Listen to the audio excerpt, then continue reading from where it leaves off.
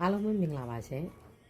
ဆမဒီနေ့ပေါ့နော်ပြောပြပေးတော့မယ်အကြောင်းအရာတော့10လပိုင်းမှာဘယ်နည်းနဲ့သားသမီးလေးကံကောင်းမလဲဆိုတဲ့အကြောင်းအရာကိုပြောပြပေးတော့မှာဖြစ်တယ်ပေါ့နော်10လပိုင်းတွင်မှာဒါ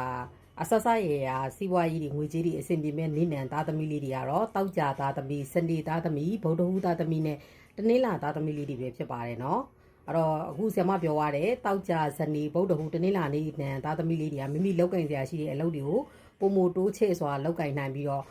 အောင်မြင်မှုတွေကိုရယူစေနိုင်တယ်ပို့ပြီးတော့ရယူနိုင်တယ်ပေါ့နော်အဲ့တော့ဦးဆရာမပြောသွားတဲ့နေရာမှာမပါတဲ့နည်းနဲ့သားသမီးလေးတွေကလည်းပို့ကြိုးစားပြီးတော့အားစိုက်ထုတ်ကမှာပဲကြိုးစားမှုတွေကိုအားစိုက်ထုတ်ပြီးတော့ရယူရမှာပဲဖြစ်တယ်ပေါ့နော်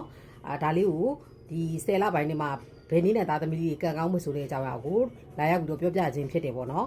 အဲ့တော့နောက်လေးစိတ်ဝင်စားကြအကြောင်းအလေးကိုဆရာမတင်ပြပေးနေဦးမှာမို့လို့ဆရာမရဲ့ဗီဒီယိုလေးကို like and share follow ပါလေးပြုလုပ်ခဲ့ပေးဖို့အတွက်မမေ့ပါနဲ့နော်